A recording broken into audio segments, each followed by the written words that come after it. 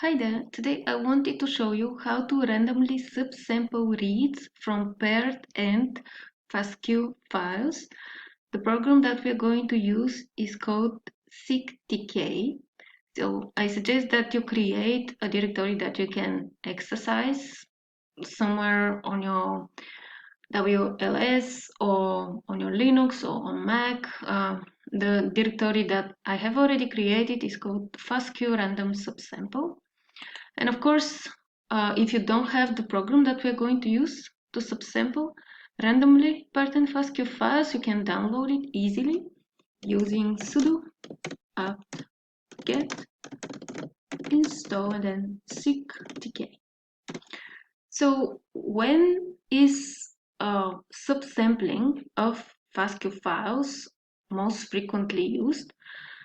It is used when someone would like to test a tool and wants to save time, but by not using the millions of reads that the usual sequencing is generating. And the second reason why people would like to use subsample reads from fastqfiles is to overcome computational constraint in terms of resources. So once you have the seqtk installed on your machine, the next thing that we need to do in order to demonstrate how this program works is to obtain some fastqfiles. So in our case, these are going to be DNA sequences from 20 bacteria that was sequenced with Illumina HiSeq. This data has been in silico generated. It's not important. It's important that we actually have some example data to work with. You can download the data by using the curl command. So you can write curl O L, and then there are URLs that you will need to specify for the forward and the reverse reads. Sorry. Of course, I'm going to specify these commands in the description below. This is for downloading the forward read from the paired and sequencing, and this is for downloading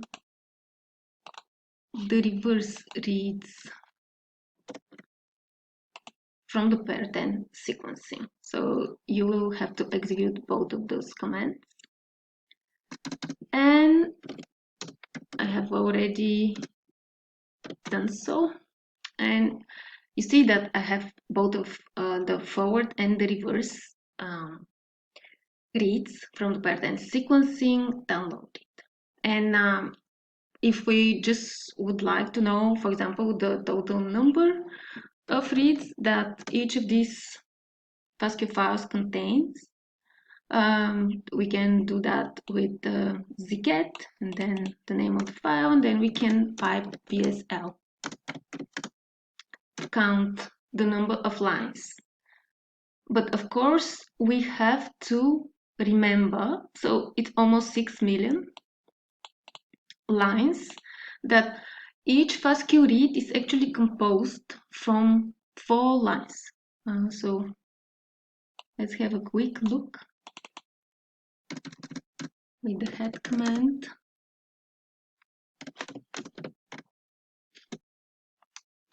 So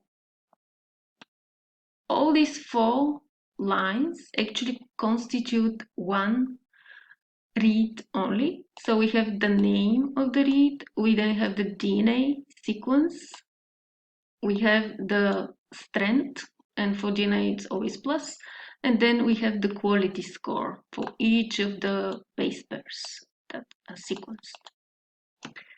So in order to know the exact number of the fastq reads that we have in this fastq forward of 5' and sequencing, we need to divide 6 million by 4.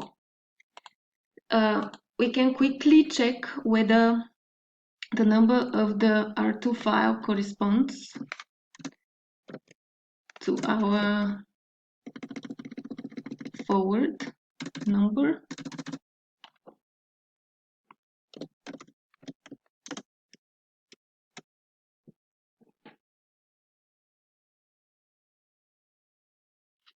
And yes, so it's exactly the same number. This is good news. How we can actually subsample? So of course we will use seqtk. It's very easy to use program. Then the next thing, in order to tell the program that we would like to subsample, is to use sample. And the even more important thing is the s argument. So it's a number, and when we perform subsampling, random subsampling of paired end reads, the number of the random seed has to be the same. So for example, we can select this number to be 200 for the forward read, and it has to be 200 also for the reverse read. So we specify, then we have to put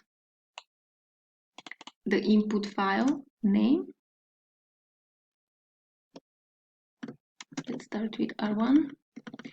Then the next argument is the total number of fastq reads that we would like to subsample.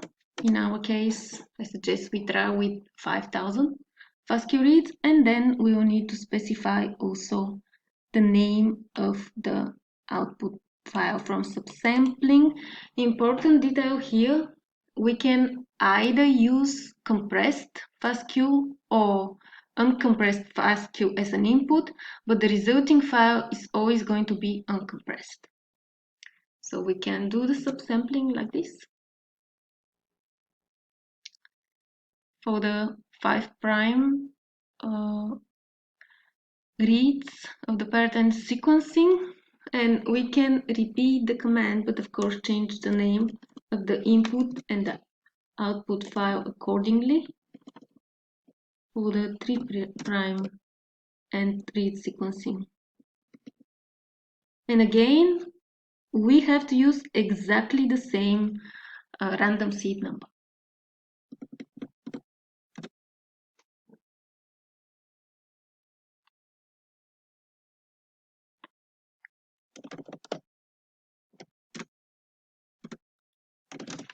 Let's check what we have in the directory. So we have our subsampled files here. If we would like to check the number of lines in either of those, we can easily do that with VSL. So we have 20,000 for the forward and 20,000 for the reverse. And of course there are 20,000 because we have to divide them by 4. And if we would like to just have a quick look at the names of the subsampled files, just to clarify that they're exactly the same, we can do this. So Mac6, 127, Mac8, 543. Can check whether these names are going to be corresponding for the reverse subsampled file. 127, yes, Mac6, Mac8, 543, 30. So they're exactly corresponding. And this is how we can subsample paired and fastq files very easily using seqtk. And thank you very much. Bye bye.